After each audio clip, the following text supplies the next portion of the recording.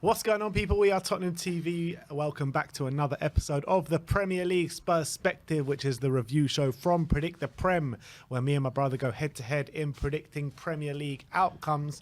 The scores between the both of us are 225 to Sim, 234 to myself. So the lead is getting closed and closed every single week that goes by. And the way the scoring works, it is 5 points for a completely correct scoreline, 1 point for a correct result, and the star man, once you pick that man, you can't pick them again for the rest of the season. It's 5 points for a goal, 3 points for an assist. And let's get into the reviews from the weekend, starting off with Manchester City against Newcastle. It was a big game for Spurs, this one, coming into it, and we got the result going our way. Man City won the game 2-0, and I thought it was a well-deserved victory, to be fair. And who I'm most impressed of with Man City at the moment is Phil Foden. This guy is producing week on, week out at the moment. Scored another goal this weekend, and he's just playing to a really high level. I mean, there were moments in the game where Newcastle looked like they were putting it on City and could have got back in the game, but I thought ultimately it was a well-deserved 3 points for Man City. Yeah, I agree. I thought City were well worth the 3 points, and there was a bit of a period when actually just before City scored their second, when Newcastle were coming back into the game. They had a couple of moments when they swung some crosses in the box, and I think it was Wilson and then Joe Linton both had swings and misses, and they really should have scored those chances, or at least got on target. Unfortunately for them, they fluffed their lines. But I agree, Phil Foden is really coming into the season now after a period where Guardiola was preferring Mahrez over him, and he wasn't really getting a look in. I'm not sure why, but now I think he's come back into the team, and he scored an exceptional goal for the first goal, really high quality goal. And then he was involved with the goal leading up to Bernardo Silva as well. Really nice finish. So good for City. Comfortable. It was probably more comfortable than they expected it to be against a tough team like Newcastle. But I think they deserved it at the end. Fair enough. So that leaves us with a point each for that game. Both of us predicting Man City wins. Next up, Arsenal. Both of us predicting 3-0 wins for Arsenal. It did finish 3-2. Arsenal were 2-0 down on the day. Was that the quickest Premier League goal of all time? That goal? No, not all time. Was it 8 or 9 seconds? Second quickest. Second quickest. Who was the quickest? It's not Ledley Shane King Long. anymore. Shane Long, that was it, yeah. So it's quicker than King's. King Yeah. is into third now. Yeah, unbelievable. Huh? It was literally straight from the kickoff. Bournemouth take the lead, and they were 1-0 up, and they had about 5% of the ball, which was crazy. Yeah. But they made it 2-0 after half time, and I thought, even at 2-0, I mean, Arsenal were always going to get back into that one. The amount of chances they were creating, they had 5 penalty shouts on the day, and I think they ended the game with 81% possession. It's just crazy, but that was the only way Bournemouth were going to try and get a result, wasn't it? To be fair to Bournemouth, apart from the 2 goals, they also had a couple of other chances as well, which they could have scored, but they, especially one from, I think it was Solanke, where they had a 2-on-1 and he couldn't put it away. But they were 2-0 up, and with half an hour to go, you're still thinking 2-0. It's going to be a tall order for Arsenal to win that game, but they did get it back into it with Thomas Partey. And I think the big moment was Reece Nelson coming on. He came on and completely changed the game on the left-hand side, creating a goal and scoring in the 97th minute of 6 minutes added on time. They scored with the last kick of the game, and second game in a row now they've scored with virtually the last kick of the game, which is pretty incredible when you think about it. So that will give them even more belief that they can go on and win this title. But with City winning games at the moment, Arsenal just about winning in the last minute, we'll see how sustainable it is. Yeah, I was just about to say that. Like, is this really sustainable from Arsenal? I mean, the defense have been, I wouldn't say shot to pieces, but you can see definitely there is ways to hurt Arsenal. I mean, with their really high line, they're leaving 2 at the back, and they're being outnumbered on these counter-attacks. And once they start to play a bit better opposition, as opposed to Bournemouth, I mean, will they start dropping points again? Maybe. Very, very much potentially. Against Leicester, they kept a clean sheet, but they had no James Maddison. Against Villa, there was 4-2. So they did concede 2 goals. They can't keep conceding goals like they are at the moment. Yeah. They have to tighten up. But at the moment, they're getting away with it. They're getting over the line. Yeah, absolutely. And also, they do have a couple of injuries to contend with. I think Trossard and Nketiah are both out now, as well as Gabriel Jesus, so no recognised striker. and with European football coming back for Arsenal as well. So there is a lot of talking points in terms of in the Arsenal fan base. We'll see how they respond to it all. For Bournemouth, how many times have they gone 2-0 up now and given it away? Yeah, a lot of times. Against us, they did it as well. Yeah. I can remember, I think there was at least another occasion on top of that as well. They've gone 2-0 up and given it. Who was it against? I can't remember exactly off the top of my head, but there was another occasion as well. So it's a few occasions they've done it. They've gone 2-0 up. I think it was Forest, wasn't it, against Nottingham Forest? Yeah, that was it. Yeah, they were 2-0 up and they gave away. They lost. So it's pretty crazy how many times they've done that. Yeah, and now they're rooted to the bottom of the league, level points with Southampton, which 1 is probably point behind Everton and Leeds. Probably where they should be, to be I honest. completely agree. I mean, we've kind of been saying it all season, though, haven't they? That they're probably the favourites to go down. I mean, we put Nottingham Forest in there early on this season. They're doing really well, but Bournemouth, I think, are destined for the drop this season. But we'll see how it plays out because it's so tight. You know, a few results can change everything 100%. in this league. But let's move on. Let's talk about Aston Villa against Crystal Palace. 1-0 to Villa on the day. Sim went 2-1. He gets a point there. I went 1-1. So 0 points for me. They go 1-0 up with the Joachim Andersen own goal, Aston Villa, and then early on in that second half, Sheikh Doucouré gets sent off and kind of leaves no way back in it for Crystal Palace. But I thought this game was just a dour game of football, man. Yeah, to be honest, I didn't see much of it because I was watching this. I was watching the Spurs game. Sorry, I was on the watch along, so I didn't see much of this game. But from what I gather, Palace actually started quite well. They had a goal which was ruled out from VAR, which would have put them 1-0 up. And then Aston Villa went and got the goal instead, and with the Anderson own goal. And once Doucouré gets sent off, it's pretty much game over. But look, Villa will take as a solid win. Crystal Palace, though, you got to say at the moment they're really struggling for form. I can't remember I think they're 9 games now without a win, which has got to be a worry if 5 you're points a from the Palace drop. fan. And that's getting less and less as time goes on. I mean, I still think they'll be all right because they're 9 games out of win now, but is that going to carry on? Is that going to become 20 games out of win? I don't think so. So I honestly think if they just get a couple of wins, they'll probably be okay with how tight things are. But there's got to be a bit of a worry. The fact they got Zaha, I mean, Zaha's only just come back from injury, but Olise, Eze, they got some really good talent, but they just can't seem to be score goals at the moment. Yeah, and I'm seeing a lot of Crystal Palace fans over the social media like really criticising Patrick Vieira and looking for replacements almost for Patrick Vieira, which is crazy to think about because last season they had a great season, didn't they? And it's just not working out for one reason or another this season. And now they're 7 points away from the top half now, so any thoughts of getting top half is going to be very difficult. They're closer to the bottom of the league than the top half. So yeah, 5 points from the drop is not where Palace should be. Yeah, 100%. Be looking down rather than up. Looking down. But let's move on to Brighton against West Ham. Both of us going for 2-1 to Brighton. It did finish 4-0 to Brighton in the end in an absolute battering at the Amex against West Ham. Both of us getting a point on the board for this one. And that's all you can really say. I mean, it was a brilliant Brighton team against a really lackluster West Ham team, and the scoreline pretty much reflects what it should have been. Yeah, and I mean, look, the stats as well, like 20 shots for Brighton, 3 for West Ham throughout the day. XG, 3.7 XG for Brighton, which is insane. 0.3 for West Ham. That tells the story of the game. There was some good goals in there as well. Matoma was wreaking havoc. Alexis McAllister was really pulling the strings in between the lines as well. Brighton, when you let them play, they can play some lovely football. And I have to say, with West Ham, like I've been saying, like you should probably stick with Moyes and he'll probably turn things around. But that's the kind of result where you look at it and you're like, maybe they have to make a change because to be so impotent up front and to be absolutely battered going, like if you're going to be that bad going forward, like 3 shots, like not in the game really, then you have to make sure you're solid as a rock going back and make it hard to score against. And they were very easy to score against yesterday on the weekend. And I mean, throughout the season, they've had a pretty solid defence. They've been actually quite solid at the back. But when that starts to unravel, all of a sudden, I don't see how they're going to pick up points if they start to unravel like that. And off the back of a good win against Forest last week, 4-0, that's got to be a kick in the teeth. Yeah, it is a kick in the teeth, but Brighton they have that in their locker to do that to anyone really. Brighton, you saw last season, what did they beat Man U, like 6, was it 6 or 5? 4, I think. 4 4, or yeah. maybe even 4, like whatever.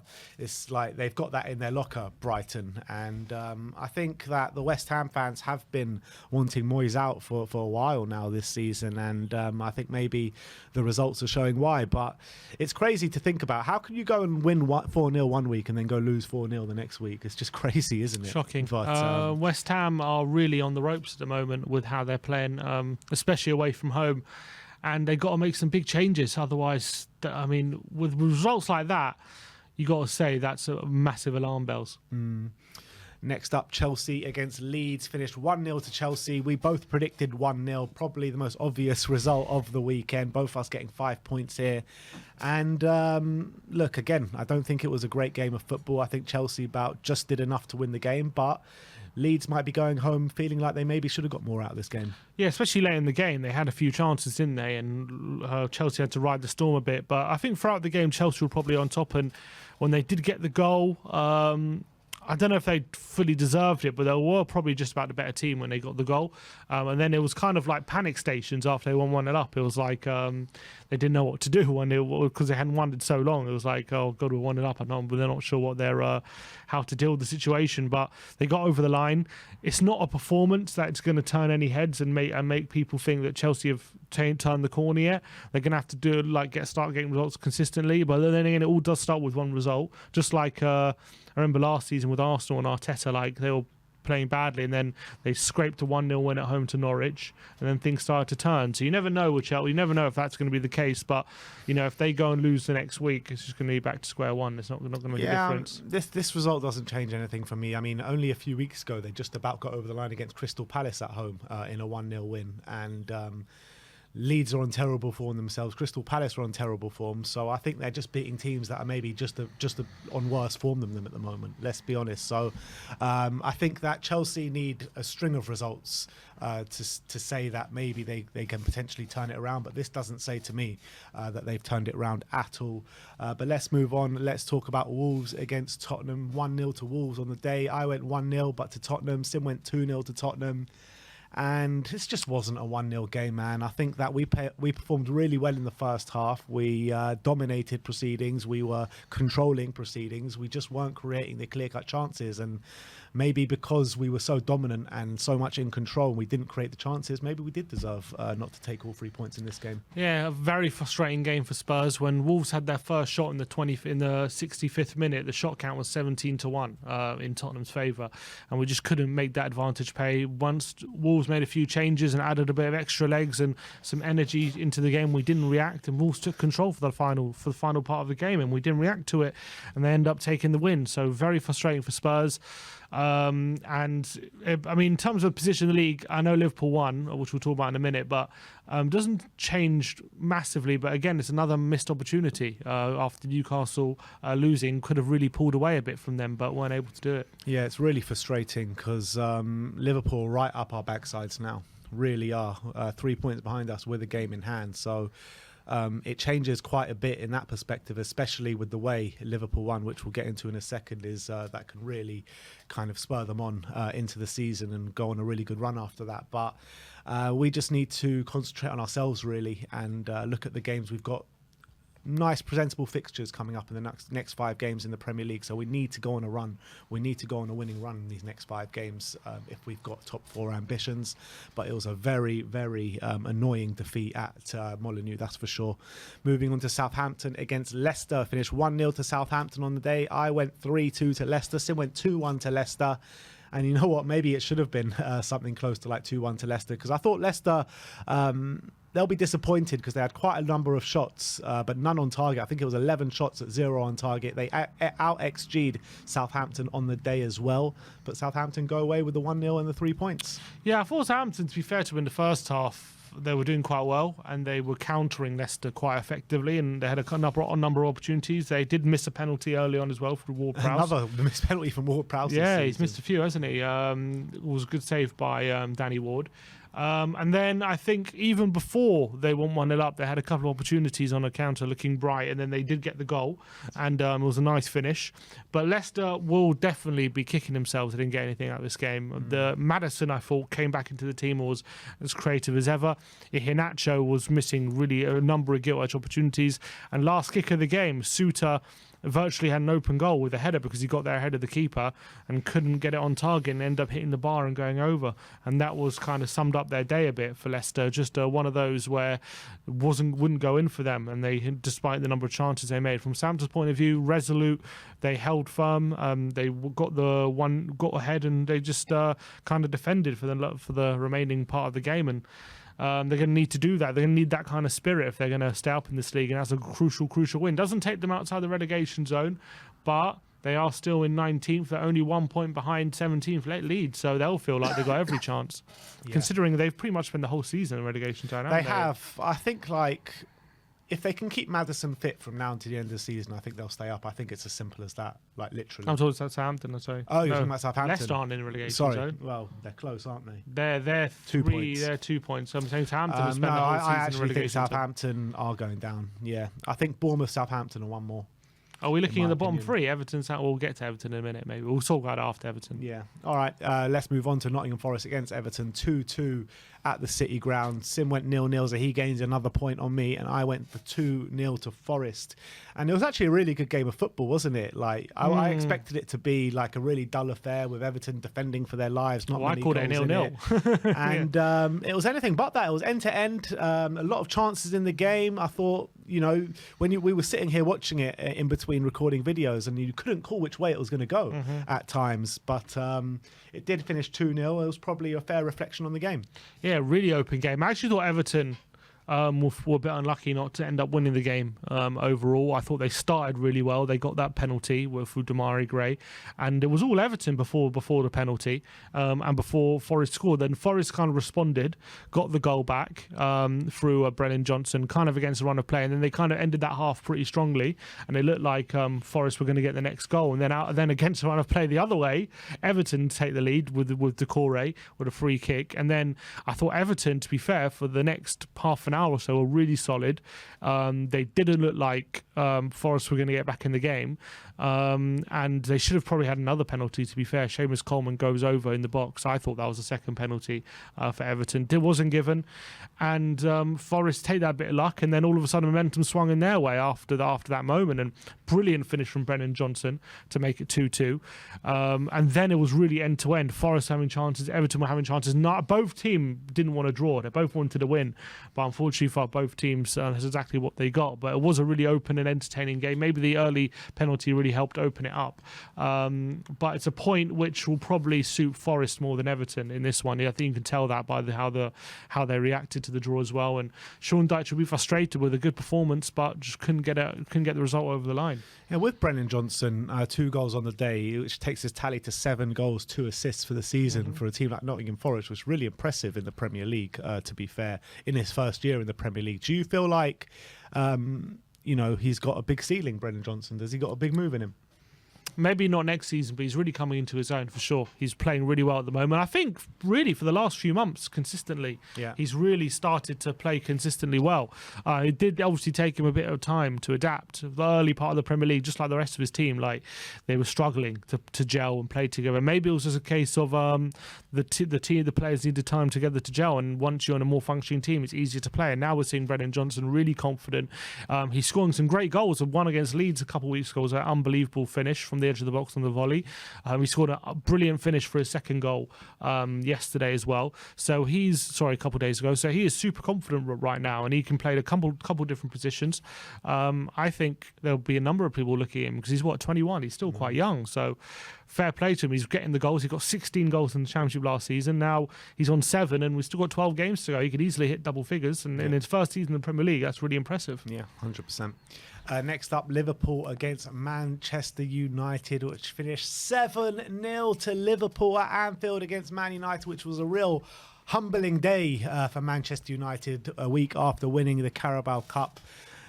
Sim went 2-2. I went 2-1 to Man U, and it was anything but that. It was an absolute mauling of Manchester United in that second half at Anfield. In the first half, I thought, Man U were well in the game. Liverpool, on the stroke of half-time, make it 1-0.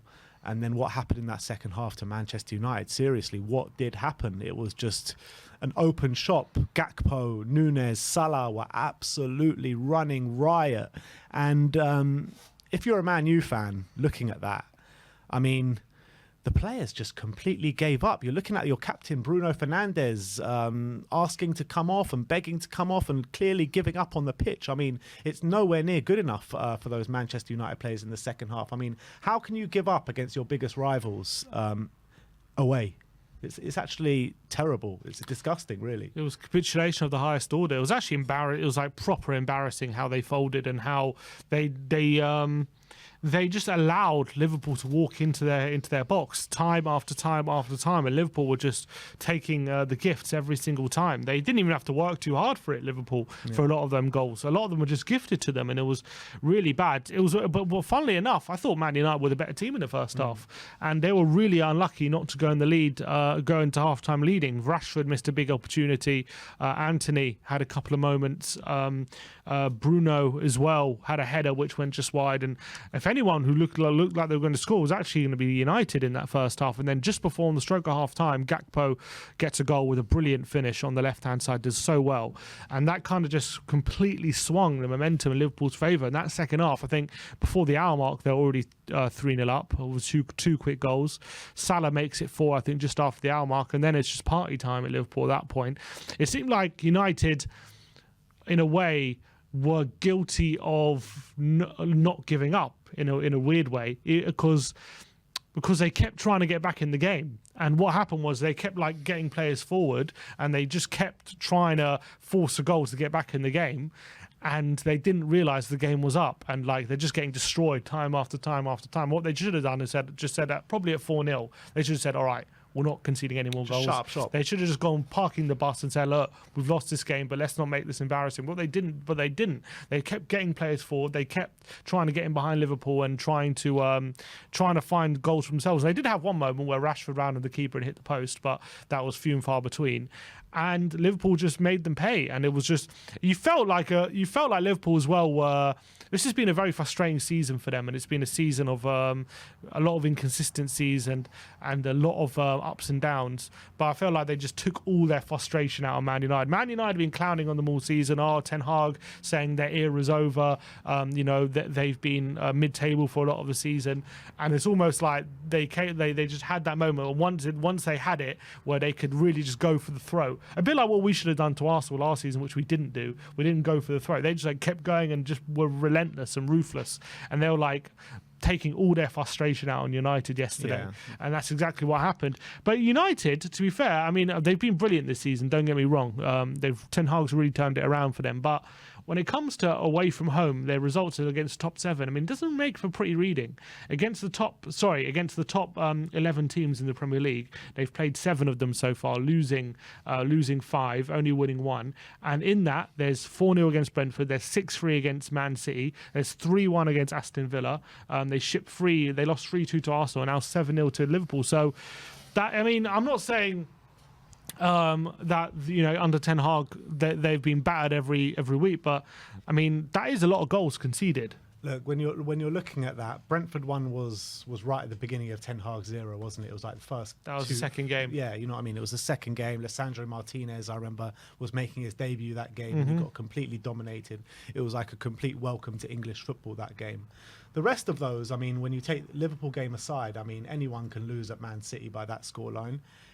Aston Villa is a poor result, and Arsenal have been the best team in the league this season. So, I mean, I wouldn't worry too much about that, because I think, in my opinion, that the Liverpool one's a complete freak. The Brentford one happens right at the beginning of the season in his first couple of games. And the rest of them, I mean, you're not going to win every game away from home, are you? So, I mean, it's kind of expected, and especially Ten Hag's first season. And yeah, Ten Hag's first season. Yeah, that's what I put it down to as well. But it is interesting to look at, considering how much praise they've given and this season for how they've really turned it around. But they have, they have turned it around. But those results, I mean, I guess it's very similar to like Klopp's first season or something, when they had some great results, and he turned things around. But then they'd always have these kind of results in them as well. Occasionally when things weren't going right, and that seems to happen to Man United so far under Ten Hag as well. But I'm sure he'll dust himself down and have a reaction to it. Yeah, I'm pretty sure Ten Hag's going to get it completely. But surely that completely knocks him out of the title race now. Oh, yeah, 100%. You can't lose 7-0 when Man City and Arsenal are winning as well. So, yeah, I think that knocks them out of the title race. But does it push them down into a bit of a top 4 race? I mean, they're only 4 points ahead of us. How are they only 4? Well, considering how good they've been and like how poor we've been for a lot of the season, like I don't know how it's only 4 points. I know they have a game in hand as well, but still, at the state of play, it's only 4 points difference, and I'm not really sure. And to be fair, 4 points, 1 defeat, and for them 1 win for us, and for sure they're in it. Yeah, they got to come to our place as well. Yeah, and I guess, yeah, for sure. You have to say right now they'll be looking at consolidating top 4. I don't think and they're still in Europa League, so, and I do expect them to go quite far in that. So while they have that distraction, I can easily see them being dragged into it for sure. Last game of the weekend was last night in a great game of football. Brentford against Fulham finished 3-2 on the day for Brentford. Sim went 1-0 to Brentford, so he gets another point on me there. I went for 1-1. And it was a game that produced really good football, some really good goals. Ding-dong West London derby. Manor Solomon back on the score sheet for Fulham again, 5 games in a row. I mean, this guy's really coming up trumps for Fulham in recent weeks, but you can't look past Brentford and the form that they're on. Thomas Frank is doing an insanely good job there at Brentford, and yet another 3 points in the bag for them. It's unbelievable. I think they're unbeaten since October. Yeah. I think that's 9 or 10 games now unbeaten for them overall. Absolutely incredible achievement for Brentford to have gone this long without losing. Really, because you look at their team as well, and who's in their team yesterday who wasn't there last season? Probably Damsgaard and probably Ben Mee. I think that's it. So you consider that really does. Thomas Frank said right at the beginning of the season, anyone who thinks that and the fullback, what's his name, Aaron Hickey, yeah. But Thomas Frank said at the beginning of the season, he said anyone who says that Eriksson was the reason we stayed up and without him we're nothing are going to be in for a big surprise. He said, or something to that effect, or said they don't know anything basically. And I mean, he's proven that to be absolutely spot on, because look how they've performed this season. Even without any real star name signings they've made, they've just really consolidated their squad. They're still relying on pretty much the same names as last season, and Thomas Frank has got them playing some really aggressive, intense football, and it's absolutely fantastic, phenomenal. At home, then they're so hard to play against when they're at home as well. They really get on top of you physically, and fair play to them. From Fulham's point of view, there were periods where they were on top, especially just after Brentford scored. For pretty much the remaining of the half, it was all Fulham, and they deservedly got back in the game. Manor Solomon scored, and they went into a half-time 1-1. But then second half, it was pretty much all Brentford. That whole second half, up until the last few minutes, they completely deserved to be 3-1 up. They got the penalty, and then I think it was Jensen sealed it, made it 3-1. And Fulham had nothing in that second half. They really just couldn't get back into that game. Brentford was super aggressive, and Fulham had no answer to it. They did get a late consolation with Carlos Vinicius late in the game, but it was too little too late. And fair play to Brentford, man. Unbelievable. Ivan Toney, 15 goals now this season. They just really go from strength to strength. And I mean, considering they're unbeaten for so long and they're not closer to top 4, I do think they're probably not going to... really close to top 4. Brentford, 7 points behind us with 2 games in hand. Yeah, but considering they've been unbeaten for so long and they're not closer to top 4, I don't really see them making a late charge. So I don't think they're going to go. This unbeaten run will carry on for that much longer. But you have to give a massive credit for how they've conducted themselves. Their next Unbelievable. 3 games: Everton, Southampton, and Leicester. You know. Three games where you probably expect them to pick up maximum points. Obviously, it might not pan out that way. These teams are scrapping for their lives, But after that game, they've got a double header against Brighton and Manchester United. I mean, imagine they go and beat Brighton. Like Brighton as well, they're 3 games in hand on us and the same amounts of points as Brentford. I mean, these teams are doing insane with that tally. Really are. I mean, don't get it twisted how amazing that is to be on that tally as well as 3 and 2 games behind us. I think they just draw too many games, Brentford. That's their problem in terms of when if they're really going to challenge the top 6. But at the moment, Thomas Frank is doing an astounding job. Astounding. Yeah, and that brings up the question, because he's been linked with the Spurs job over the last couple of days, Thomas Frank. And would you take him at Spurs?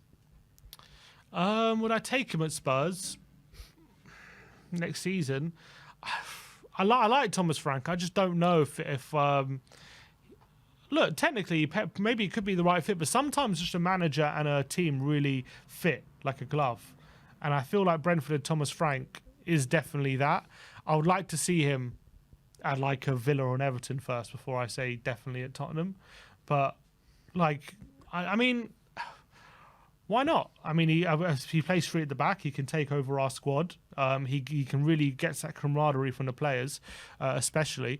But I don't know. I feel like he could come and then it could all fall flat. I don't know. I don't know if it's the right thing to do. I don't want to ruin him in a way, if you know what I mean. That's kind of relevant for any manager that comes in here. To be fair. I guess. Yeah, true.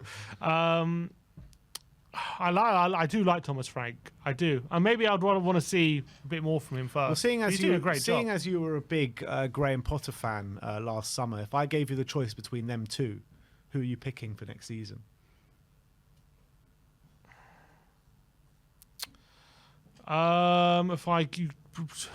Difficult one between Potter and Frank. I'll probably go for Potter still. Potter, interesting. I'm not sure who I'd go for out of the two. I mean, if you ask me who I want as Matt, I know this is going to turn into one of a new manager stream, but if you ask me who my number one choice is, it's going to be Poch, and after Poch I'd probably choose Luis Enrique, but I wouldn't mind someone like Frank after that, to be fair. I think he's doing a stellar job, I really do. But anyway, let's move on to the Star men. Both of us going for Leicester men. Leicester didn't score a goal in a 1-0 defeat to Southampton, but Sim went for Harvey Barnes, got taken off at half time. I went for Iniacho, who obviously didn't do anything in the game. So 0 points for the Star man, which leaves it very tight in the scores going into next round of fixtures. 236 to Sim, 242 to me. It seems like it's getting closer and closer every single week. But that is your Premier League perspective. Let me know in the comment section below your thoughts on all the games this last week. And thank you everyone for watching. Like, subscribe and comment. And as always, come on you Spurs.